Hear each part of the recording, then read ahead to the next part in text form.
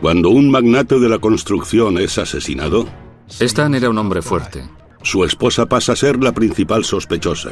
Ella podía resultar muy encantadora o muy maliciosa. Y la búsqueda de pistas de la policía Uno de ellos detectó algo que brillaba entre los arbustos. Se inclinó, lo recogió y resultó ser el arma homicida. ¿Fue un atraco, un crimen relacionado con la droga, una esposa vengativa o quizá las tres cosas? Descúbranlo esta noche en Poder, Privilegio y Justicia.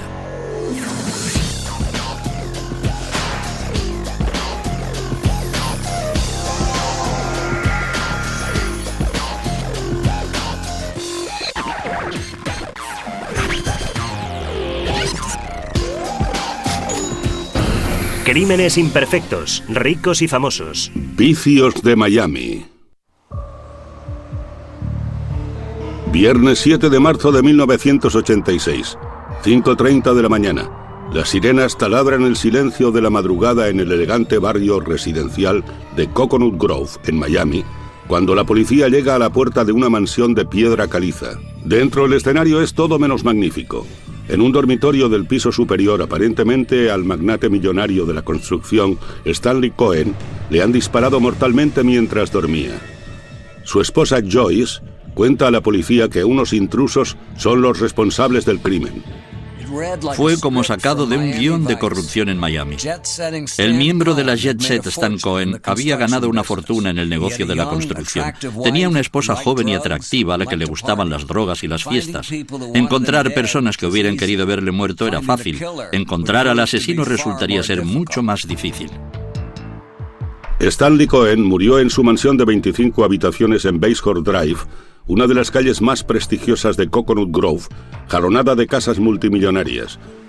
La mansión era el símbolo de todo aquello por lo que Cohen había trabajado y tal vez, como la policía llegaría a creer, de lo que le mató. Era el símbolo del dinero. Stan era un hombre hecho a sí mismo, un hombre muy fuerte. Y había ganado dinero. Le gustaba ganar dinero y entendía de eso. Y poseía una casa en un lugar muy prominente del Grove, en la avenida 17 con Bayshore. Stanley Cohen vivía como un rey, pero no había nacido en el seno de la realeza. Nació en 1934 en una modesta familia de tenderos de Long Island. En 1948 la familia se trasladó a Miami. Cuando se hizo hombre supo exactamente lo que quería. Quería ser rico. En la Universidad de Florida estudió ingeniería y se granjeó la reputación de agresivo y pendenciero. El apodo de Stanley en la universidad era el estrujador, y eso era porque siempre que te veía, siempre que se acercaba a ti por sorpresa, te estrujaba la cabeza o te daba una colleja, te machacaba. Le gustaba hacerlo, ¿sabe? Siempre en broma, pero te estrujaba. Todo lo que hacía Stan lo hacía a lo grande y deprisa. Estando aún en la universidad se casó. Nada más licenciarse regresó a Miami y se metió de lleno en el mundo de los negocios. Era el año 1959 y para un hombre que quería dinero y poder, Miami ofrecía muchas oportunidades. Miami estaba en pleno auge, estaba al rojo vivo y el negocio inmobiliario invitaba a poner tu dinero, porque lo comprabas hoy y mañana valía el doble. En 1963 creó la empresa constructora SAC con su compañero de hermandad universitaria Marvin Sheldon. La tarea de Stan era procurar que el trabajo sobre el terreno se terminase a tiempo, que las cosas fueran como la seda. Yo era más bien el oficinista. Él era el hombre de exteriores, gritaba y chillaba, pero lograba que el trabajo se hiciera. El suyo era un estilo más propio de una obra en construcción que de una suite de luna de miel. Hacia mediados de los 60, Stan se había divorciado y vivía en una ostentosa zona habitada por solteros en Coconut Grove. El Grove era un refugio para artistas y bohemios acaudalados, una comunidad en la que la gente creía en la buena vida. Una ciudad pequeña, artistas a la orilla del mar, buenos restaurantes, buenos bares pequeños. Y la clase de gente que vive allí, ¿sabe? Todo el mundo era tolerante, simpático. En aquella época, muchos de nosotros éramos solteros y creamos una especie de vínculo. Pasábamos muchísimo tiempo juntos. Bebíamos mucho y nos corríamos muchas juergas. A principios de los años 70, la empresa constructora de Stan le había hecho varias veces millonario, y aunque era una figura destacada en la escena social de Coconut Grove, su vida personal era un desastre. Se había metido precipitadamente en 3 matrimonios y con 3 divorcios a sus espaldas, volvía a llevar la típica vida de soltero. Hasta que en 1974 conoció a Joyce McDillion, de 24 años, que recientemente se había mudado a Miami desde Chicago. En realidad no tenía familia ni lazos en ninguna parte y me gustaba el sol. Aquello era bonito y quería empezar de nuevo en alguna parte. Creo que fue bueno para mí. Joyce conoció a Stan 17 años mayor que ella cuando trabajaba para un promotor. Él era el contratista general en aquella obra y empezamos, no sé, a charlar y después a comer juntos y bueno, fue así como nos conocimos. Joyce era callada e insegura.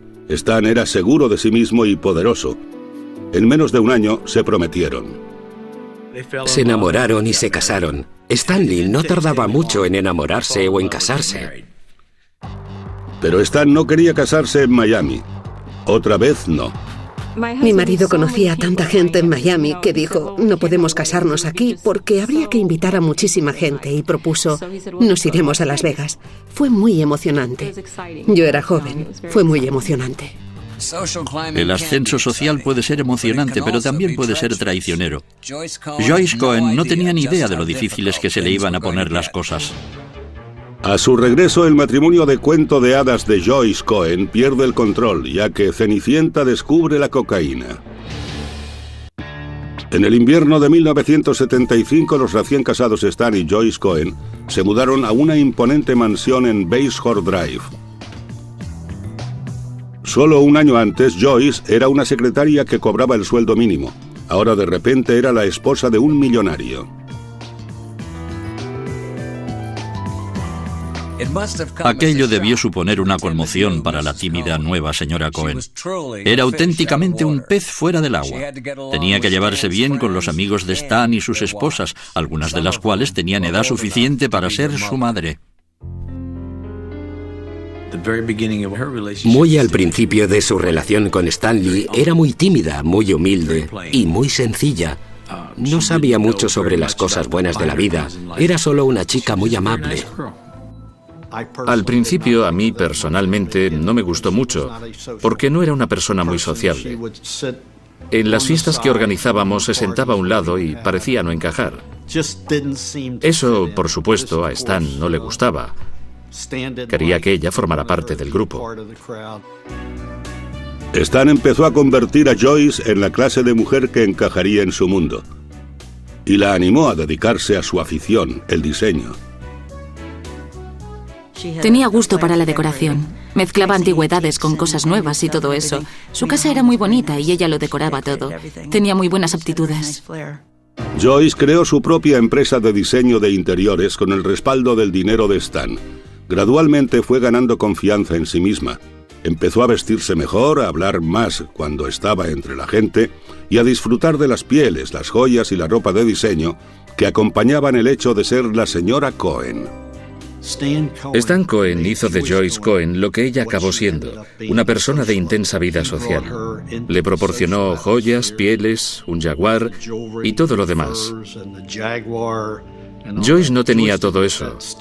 Stan Cohen se lo consiguió, y se lo consiguió por un motivo. La quería. ¿Fue una historia como la de Pigmalión? Diría que hasta cierto punto, sí.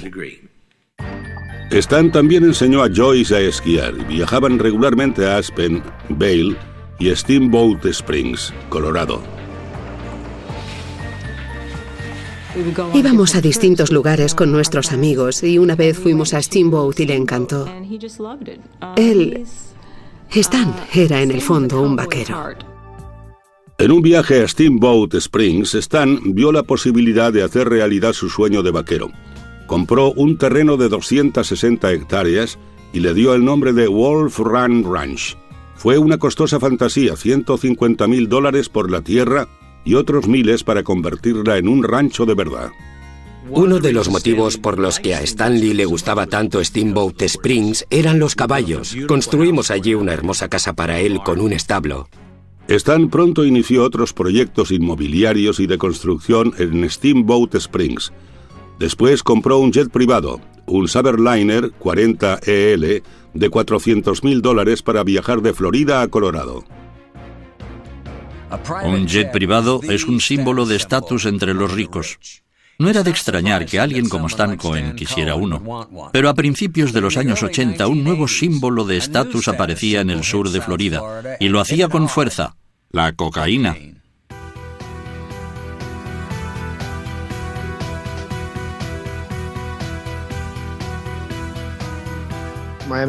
Miami estaba plagada de droga. Era casi una moda. Era casi como el combinado o la cerveza que se tomaba en las fiestas de fútbol de la universidad. Había rayas de coca sobre la mesa de café. Y quien quería esnifarla, lo hacía. Sabía que mucha gente lo hacía. Entrabas en el baño y encontrabas billetes de $1 enrollados y decías: alguien se lo está pasando bien aquí. Joyce y Stan también se lo pasaban bien con la cocaína. Stan me lo dijo. Resulta que una noche, cuando vi que no tomaba nada, le dije: oh, no estás tomando nada, deja que vaya a buscarte una copa. Y me dijo: no he tomado coca y estoy exactamente donde quiero estar. Bien, vale, si es así, está bien. Era como una droga social, mucha gente la consumía, nosotros tomábamos cuando íbamos a alguna fiesta o algún sitio, y pasó a ser como algo obligado socialmente, como cuando la gente se fumaba un porro o algo así. El hecho de que la cocaína fuera ilegal era como un estímulo añadido en la escena social de Coconut Grove, pero con la cocaína llegó algo más: la delincuencia.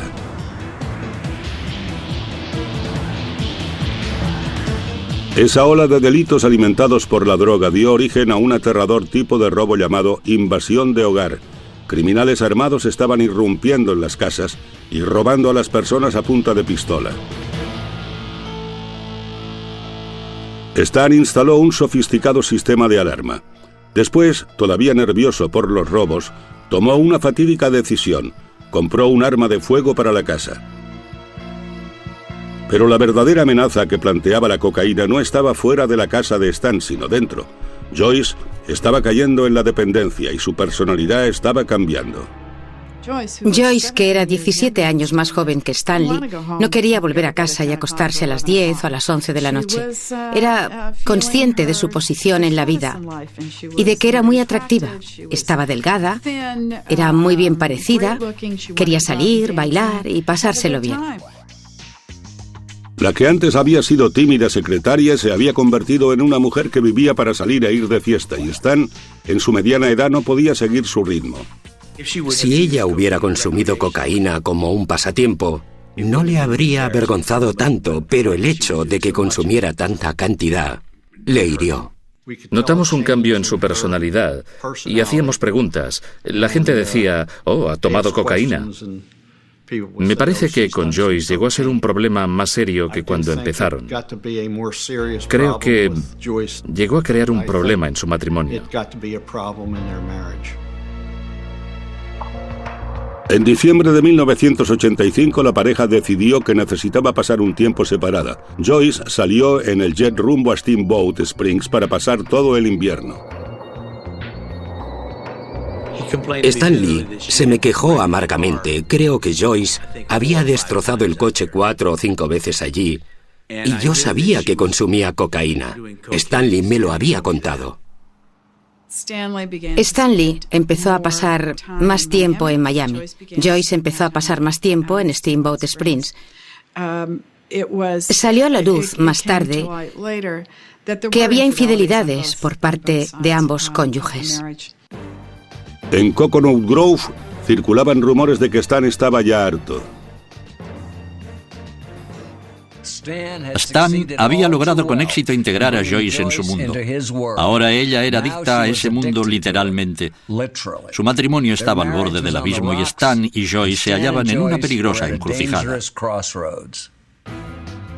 Lo que Stanley dijo a Joyce fue: saldrás de este matrimonio tal como entraste, sin nada. Divórciate de mí y no sacarás nada. A nuestro regreso, un turbulento matrimonio llega a un violento final.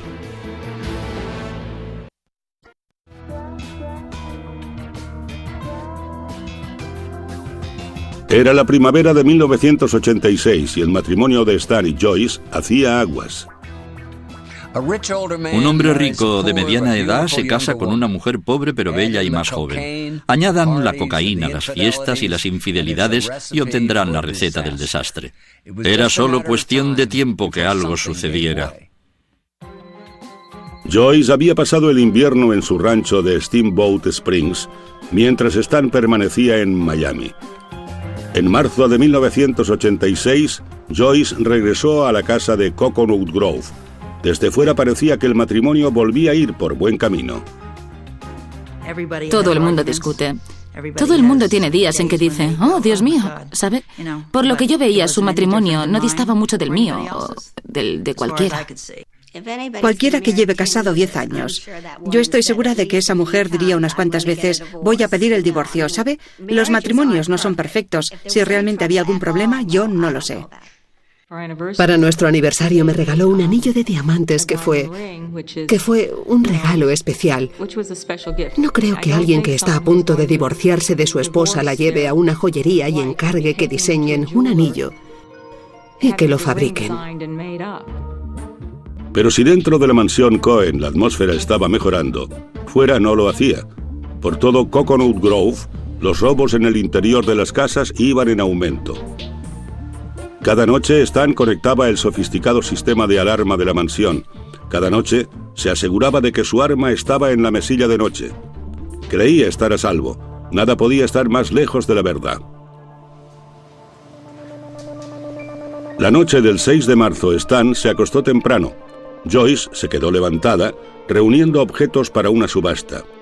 A las 5:30 de la madrugada, la policía recibió una llamada de emergencia.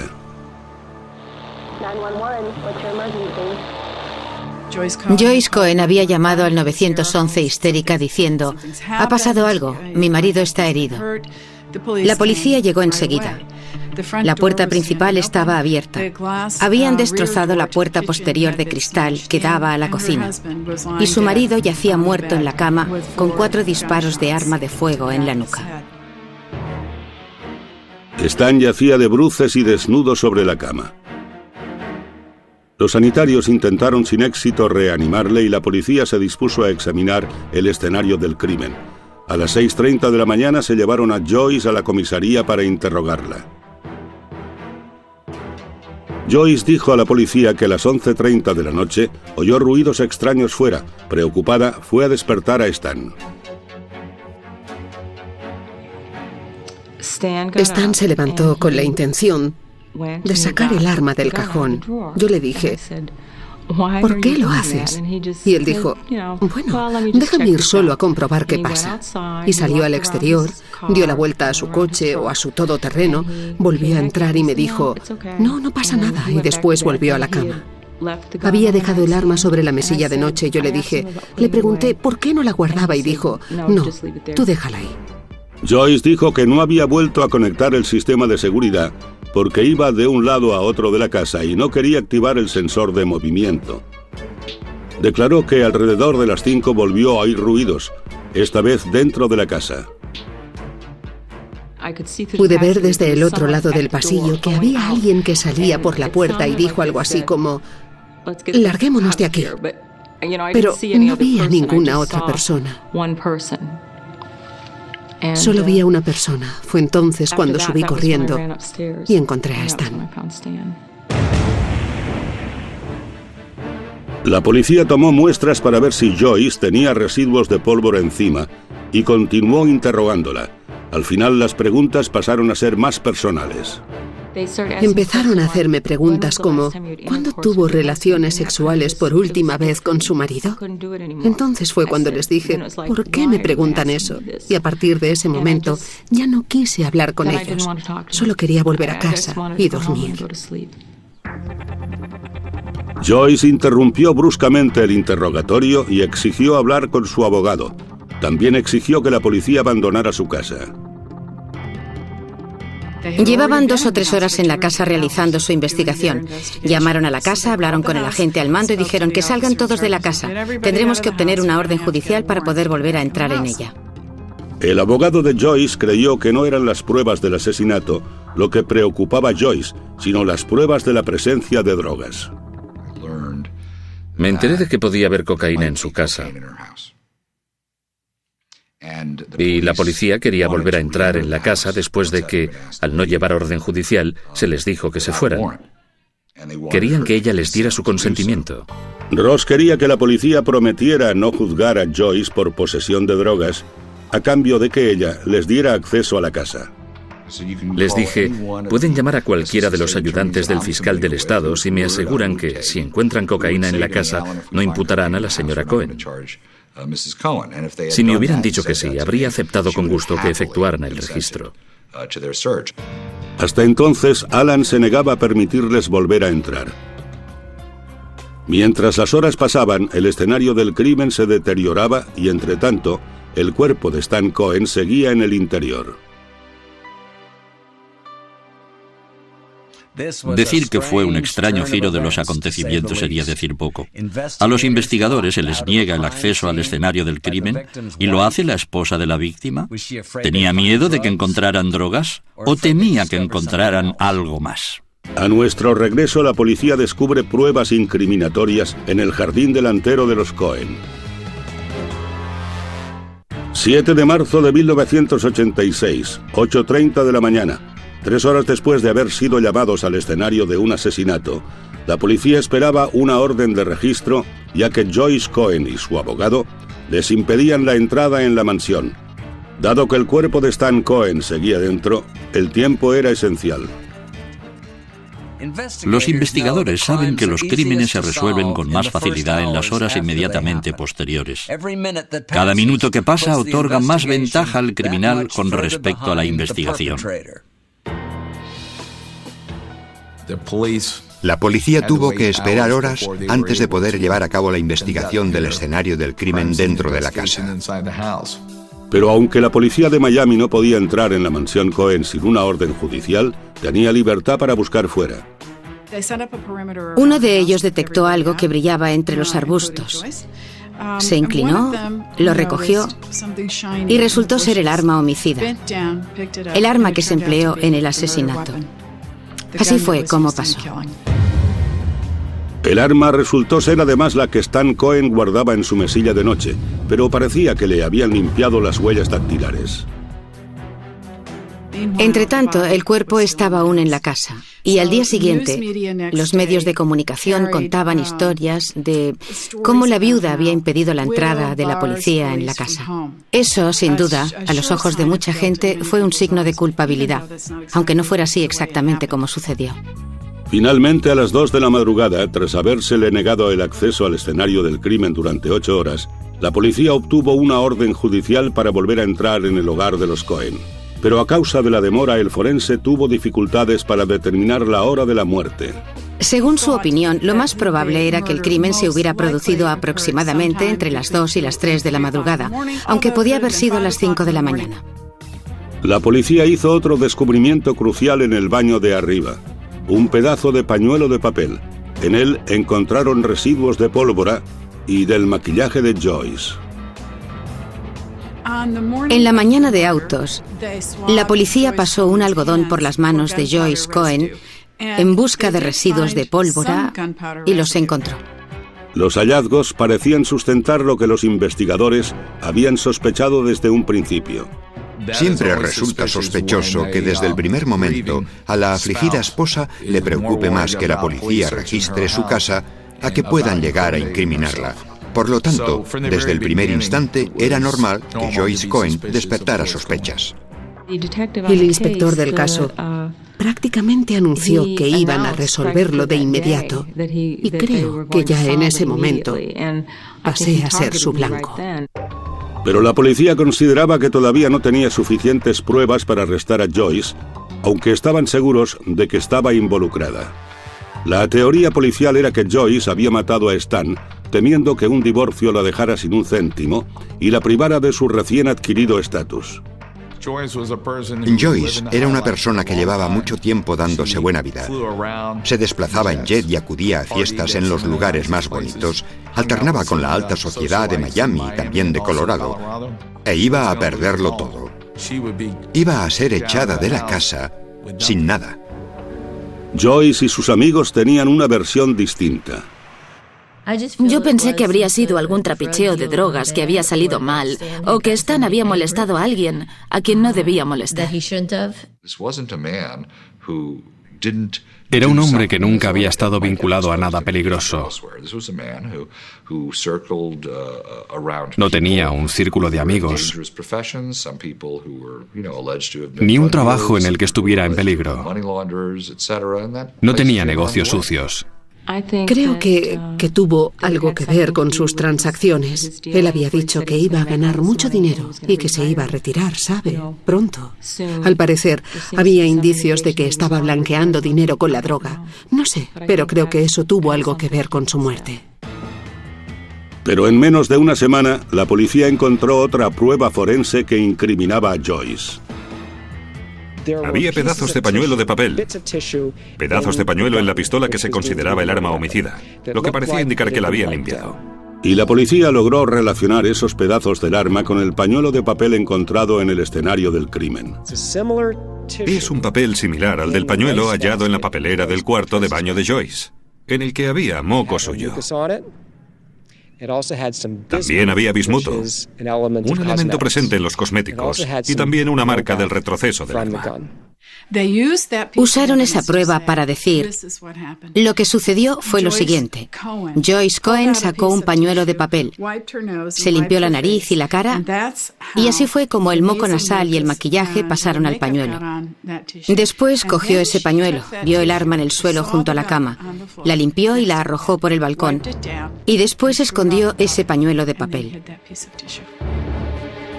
Claro, la policía tenía pruebas, pero les iba a hacer falta algo más que un pedazo de pañuelo de papel en una papelera para conseguir una condena. Lo que en realidad necesitaban era un testigo. El 7 de marzo de 1988 marcó el segundo aniversario del asesinato de Stan Cohen. La policía tenía un archivo entero de pruebas circunstanciales contra Joyce Cohen, pero esta aún no había sido arrestada. Los fiscales sabían que con el dinero de Joyce Cohen respaldándola, les iba a hacer falta una acusación a toda prueba. Necesitaban desesperadamente un gran avance de este caso, y como ocurre a menudo, les vino de una fuente inesperada. En 1986, la policía de Miami detuvo a un ladrón de casas llamado Frank Zuccarello, que parecía poseer la clave para la resolución del caso Cohen. Había proporcionado información inicial sobre más de 50 robos con invasión de hogar. Y a aquellas alturas, Frank Zuccarello había hecho mención de varios homicidios, uno de ellos el del caso Cohen.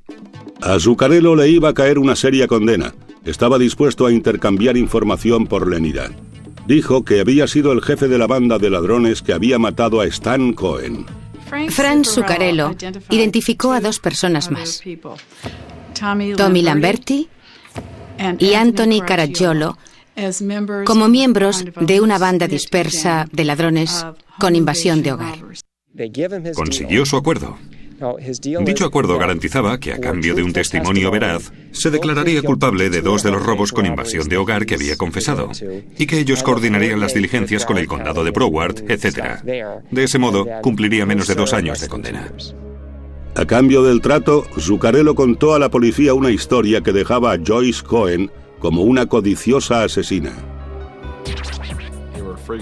Ellos frecuentaban los clubes nocturnos, las salas de fiestas de Coconut Grove, y allí fue donde tuvieron la oportunidad de conocer a Joyce Cohen. Según Frank Zuccarello, Joyce Cohen los contrató a los 3 para orquestar un robo falso, llevarse joyas, etc. Ella pensaba reclamar a la aseguradora y después repartirse el dinero con ellos. Dijo que después el plan pasó a ser de asesinato y que lo que Joyce quería que hicieran en realidad era asesinar a su marido. Zuccarello falló en varias pruebas del polígrafo y cambió su versión más de una vez. No obstante, la policía le creyó.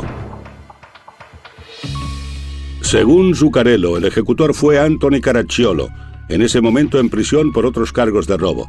En octubre de 1987, Caracciolo fue acusado del asesinato de Stan Cohen, pero Caracciolo lo negó todo. De repente empezaron a hablarme del asesinato de Cohen y les dije, ni siquiera sé de qué me están hablando. Yo no conocía a Joyce Cohen, nunca la había visto y hasta hoy nunca he estado en la misma habitación que ella. A pesar de las contradictorias versiones, los fiscales siguieron adelante. En octubre de 1988, por fin, estuvieron preparados para acusar a Joyce Cohen de asesinato. Frank Zuccarello presentó una historia aceptable. Una vez escucharon su historia, la llevaron ante el gran jurado y consiguieron un enjuiciamiento. Bastante sencillo. El 23 de octubre de 1988, el gran jurado acusó a Joyce Cohen de asesinato en primer grado por conspirar para matar a su marido. Si se la condenaba, podía ir a la silla eléctrica. El ascenso de Joyce Cohen había sido rápido. Su caída fue aún más impactante. Pero los casos de conspiración son tremendamente difíciles de demostrar para los fiscales. Y este no iba a ser una excepción. El juicio de Joyce comenzó el 10 de octubre de 1989. Los fiscales comenzaron con el móvil de Joyce. En el juicio, la teoría del crimen presentada por los fiscales fue que el matrimonio estaba en crisis y las dos partes lo sabían. La señora Cohen quería poner fin a la unión, pero creía erróneamente que si se divorciaban, no podría mantener el tren de vida que el matrimonio le había proporcionado. Y por eso contrató asesinos a sueldo para matar a su marido. Pudimos dejar muy claro que Joyce y Stan estaban en proceso de divorciarse. Stan había dicho a Joyce que iba a marcharse tal como vino, sin nada. El principal testigo de la acusación, Frank Zuccarello, ocupó el estrado el 23 de octubre. Dijo, dense prisa, acaben de una vez. Quería a su marido muerto. Podía perderlo todo. Si se tramitaba el divorcio, no se llevaría nada. Zuccarello dijo al jurado que a Stan lo mataron a las 2:30 de la madrugada. Dijo que Joyce había pasado las 2 horas y media siguientes alterando el escenario del crimen para que pareciera un allanamiento de morada, hasta que por fin llamó a la policía a las 5:30. Establecer la hora de la muerte era absolutamente vital. Si a Stan lo mataron a las 2:30, Zuccarello estaba diciendo la verdad y Joyce era culpable. Si no sucedió hasta más tarde, la acusación del Estado estaba en serias dificultades. En su interrogatorio, el abogado defensor Alan Ross atacó la credibilidad de Zuccarello, poniendo de relieve sus delitos y mentiras previos ante el jurado. Le aplasté. El hombre estaba destrozado y creo que si entrevistaran a los miembros del jurado dirían que no le creyeron. Ellos no le creyeron. Pero el examinador médico del condado de Dade sustentó la versión de Zuccarello. Testificó que el asesinato había tenido lugar entre las 2 y las 3 de la madrugada. ¿Qué puede decir con una razonable certeza científica sobre si la muerte de Stanley Cohen se produjo alrededor de las 5:30 de la mañana? Diría que no se corresponde. ¿Y entre la 1:30 y las 3:30? Con esa franja horaria sí se correspondería. La defensa contaba con sus propios expertos, incluidos los sanitarios que intentaron reanimar a Stan 3 horas después de la muerte de Cohen, según sostenía la acusación. Los servicios médicos intentaron reanimar a ese hombre. Eso fue realmente lo que ocurrió cuando acudieron al escenario. Le pusieron los electrodos e intentaron reanimarle. Quiero elogiar a ese equipo médico. No eran estúpidos. No habrían intentado reanimar a un hombre que llevaba 3 horas muerto. Pero la acusación tenía otro testigo que apoyaba la idea de que Stan había muerto horas antes de que Joyce llamara a la policía. Alguien se presentó a declarar que había oído disparos en Coconut Grove en la mañana del 7 de marzo de 1986 y que el ruido procedía de la casa de los Cohen, y dijo que los disparos se produjeron entre las 2 y las 3 de la madrugada. La acusación tenía más pruebas contra Joyce. Había el pañuelo de papel hallado en el escenario del crimen. Y lo más incriminatorio de todo, los investigadores habían encontrado residuos de pólvora en las manos de Joyce. Puedo asegurar que el analista criminal que analizó los residuos de pólvora y testificó resultó muy convincente. Aquello fue muy perjudicial para ella. Y finalmente estaba la propia Joyce. La acusación la pintó como una drogadicta que había asesinado a su marido en un intento desesperado por conservar el dinero y la posición. La describieron como una persona dura, fría y mezquina, una especie de Cruella de Vil, ¿sabe?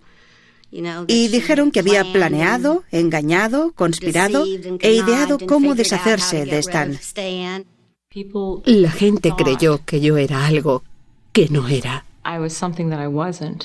Y no es que sea, bueno, perfecta, ni una gran persona, porque yo no opino eso de mí misma. Pero me describieron como una persona dura y enloquecida por la droga, y eso no era cierto. No era cierto en absoluto. La defensa contraatacó con una deposición de la estrella de country Tanya Tucker, que había entablado amistad con Joyce en Colorado. Tanya Tucker y Joyce Cohen pasaron una noche juntas, sentadas frente a la chimenea, bebiendo champán y esnifando coca. Intercambiaron confidencias, se lamentaron de las cosas tristes que había habido en sus vidas y crearon un vínculo aquella noche. Tucker declaró que Joyce le confió sus problemas conyugales, pero jamás dijo nada acerca de matar a Stan. Joyce no llegó a testificar. Su abogado defensor dijo que los hechos hablaban por sí solos. No me pareció que su testimonio fuera a aportar nada nuevo al caso. Todo lo que ella iba a decir se había planteado ya ante el jurado. En cualquier juicio, el testimonio de carácter es crucial. Puede determinar el móvil o convencer a un jurado de que el acusado fue capaz de cometer el crimen. La cuestión era, ¿a qué Joyce vería el jurado? ¿A la amante esposa de la alta sociedad de Coconut Grove? ¿O a la drogadicta y asesina desalmada? El 14 de noviembre de 1989, el caso de Joyce Cohen fue trasladado al jurado. Su vida estaba ya en sus manos. El juicio de Joyce Cohen por conspiración para cometer asesinato había durado 6 semanas. La acusación estaba decidida a demostrar que Joyce no podía parapetarse en su riqueza. Joyce estaba luchando para salvar su vida, y la alta apuesta de la batalla atrajo una tremenda atención por parte de los medios. En los años 80, los juicios por asesinato no eran precisamente insólitos en Miami. Pero este caso era distinto. Se trataba de una ama de casa guapa, joven y rica, acusada de disparar a su marido a sangre fría. Los acaudalados habitantes de Coconut Grove estaban divididos al 50% en esta ocasión, y el veredicto empeoraría aún más esa división. Por fin, el jurado dio su veredicto. Yo esperaba que fuera no culpable. Si hubiera estado allí sentado y hubiera oído todas las cosas que Alan enumeró como dudas razonables, no sé, debió mencionar por lo menos 70 cosas. El costoso abogado de Joyce tenía la confianza de que había ganado el caso. Era una duda razonable tras otra. Después de haber deliberado durante 3 días, el jurado anunció su veredicto. Nos llamaron para que escucháramos el veredicto. La presión sanguínea sube, el ritmo cardíaco aumenta, empiezas a sudar. Hasta la persona más fría, uno se inquieta mucho. Los miembros del jurado declaramos a la acusada Joyce Cohen culpable de asesinato en primer grado. Culpable. El veredicto de culpabilidad sacudió toda la sala como una onda expansiva. No me lo podía creer. Emití un sonido y fue como el ruido que hace un animal herido. Me quedé atónita, sin habla, y naturalmente creo que rompí a llorar. Creo que prácticamente todos lo hicimos y empezamos a abrazarnos porque no nos lo podíamos creer. El veredicto abrió una brecha en todo Coconut Grove entre los que creían que Joyce era una víctima inocente y los que pensaban que era una asesina despiadada. Para nosotros fue algo aterrador cuando lo supimos. Yo no me lo podía creer. Era desconcertante saber que había personas que la consideraban culpable. Creo que ella tuvo un papel en el asesinato de Stanley. Podría decir que no lo sé. Yo lo dejé en manos del jurado, pero creo que estaba implicada. Pero aún no se había acabado. El jurado tenía que decidir la sentencia. Pasé por la fase de la pena de muerte, ¿sabe? Es cuando tienes que esperar todo el tiempo que ellos tardan en decidir si van a imponerte la pena de muerte o no. Y durante ese tiempo te llevan al calabozo. Creo que fueron unos 37 minutos aproximadamente. Y fueron 37 minutos muy largos. El jurado no lograba el consenso con respecto a la pena de muerte, por lo que el juez sentenció a Joyce Cohen a cadena perpetua. La condenó por el cargo de asesinato en primer grado a cadena perpetua sin posibilidad de obtener la libertad condicional antes de 25 años. Para todos y para mí, ha sido totalmente justa la condena. Ella debe pasar toda su vida en prisión. Como asesina convicta, Joyce no tenía derecho a ninguna parte de la fortuna de Stan, pero lo irónico fue que, en un caso que giraba en torno al dinero, resultó que no había ni de lejos tanto como todo el mundo creía. En los periódicos se publicó que la fortuna ascendía a $12 millones. Pero si la fortuna ascendía a $12 millones, él poseía 11. El contable de Stan Cohen me dijo que poseía un gran talento para manejar cifras, para pedir dinero prestado, para pagar dinero, y que en eso podía realizar un trabajo magistral. Hoy, gracias a su pacto para declararse culpable, Frank Zuccarello es un hombre libre. Anthony Caracciolo y Tommy Lamberti alegaron su no participación en el asesinato de Stan Cohen. A los dos se les impuso una condena de 41 años y continúan insistiendo en su inocencia. La única cosa que me relaciona con el escenario del crimen es el perjurio en el testimonio de Frank Zuccarello. Lo esencial es que hasta el día de hoy no he conocido a esa mujer, y aunque se nos adjudicó a los dos el mismo caso en el mismo tribunal, no he estado en la misma habitación con ella ni en la misma sala de tribunal. Eso no ha sucedido, jamás le he puesto la vista encima. El misterio del asesinato de Stan Cohen tenía que haberse resuelto, pero no fue así. 5 años después de la condena de Joyce, apareció la periodista de Miami, Gail Bright, asegurando que el principal investigador del caso le dijo en su momento que sabía que Frank Zuccarello había mentido sobre los asesinos a sueldo implicados en el crimen. Lo que dijo fue, no sucedió tal como todo el mundo dijo que había sucedido. No se trata de si Joyce Cohen es inocente o culpable.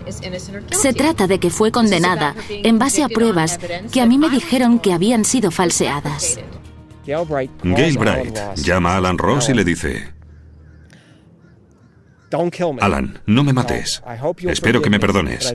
Pero hace 5 años que sé esto. John Spear me dijo fuera de cámara que él no creía la teoría de que Zuccarello estaba diciendo la verdad. Alan Ross dice: no voy a matarte. Ven a comisaría y presta declaración. Y ella lo hace. Ahora Joyce Cohen intenta lograr que su sentencia sea revocada en un tribunal federal. La moción es su última oportunidad de lograr la libertad. A menos que la verdad salga a la luz, a menos que seamos capaces de demostrarla, jamás podré salir de aquí. Aunque algún día llegue a salir de la cárcel, es poco probable que Joyce Cohen regrese alguna vez a su vida de mansiones en la bahía y glamurosa vida nocturna. Sea cual sea el resultado de su apelación, este caso será siempre un vergonzoso recordatorio de los excesos provocados por la cocaína y el dinero en el Miami de los años 80. Dominic Dunne para la televisión judicial.